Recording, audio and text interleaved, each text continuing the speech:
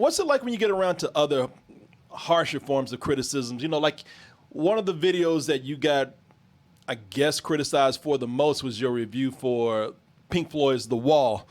Tons of fans out there of that film, tons of Pink Floyd fans out there.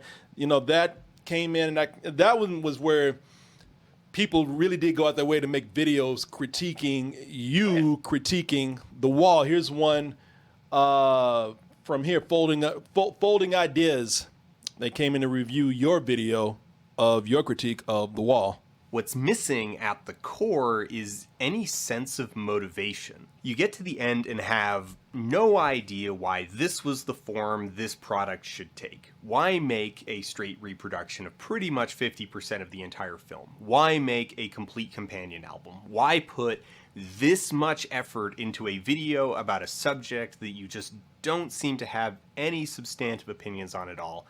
And why put all this effort into this concept for this specific movie? So there's a lot of ways that people could come out and take this kind of criticism. You just said so many mean things. No. Well, you know, for a video like this, a lot of people could come in, they could take it different ways. So some people could come in, they could be offended. Some people could come away saying, all right, you know what, maybe I didn't have a full grasp on that subject. Some people could even come in and take it from an egotistical standpoint. Well, you know what? To hell with that guy. Hey, they're talking about me. So, you know, no matter what they're saying, it's still about me. And there's many other ways in between that to take it. How did you take this?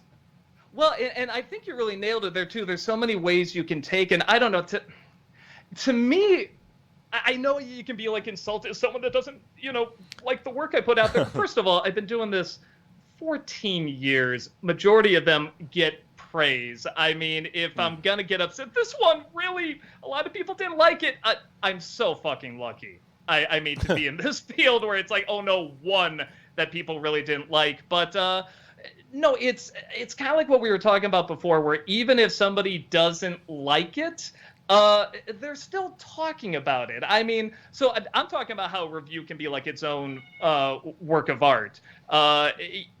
The same way, I mean, what that guy was saying sounded very intelligent. It sounded like he knew, it had a real passion for it, enjoyed talking about. A review of a review can also be its own work of art. I mean, that's really what I want to kind of get going. Now, for me, I like the review because I know what I was talking about, but I don't think I made it very clear because I wanted to be experimental like the film was, because I really liked the film.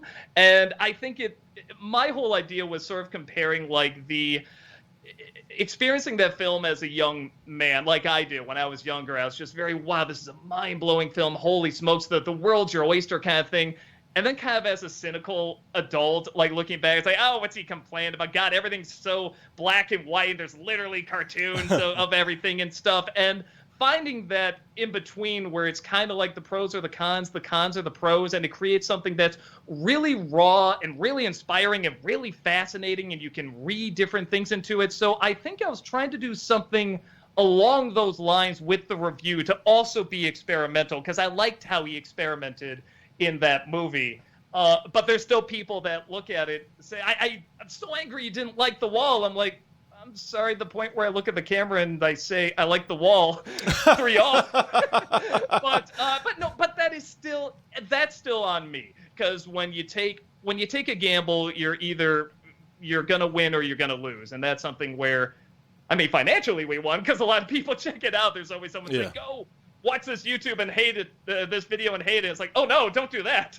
Don't give us the money. But no, you want people to look at and like it and enjoy your work, and you want to try and spread ideas and joy and stuff. And that one obviously got really taken in a direction that I was not intending, but that's part of putting yourself out there. Again, there's something to being a critic. There's a line in Ratatouille. You've seen that movie. I'm just saying the Pixar movie, right? The critic has a really great speech at the end.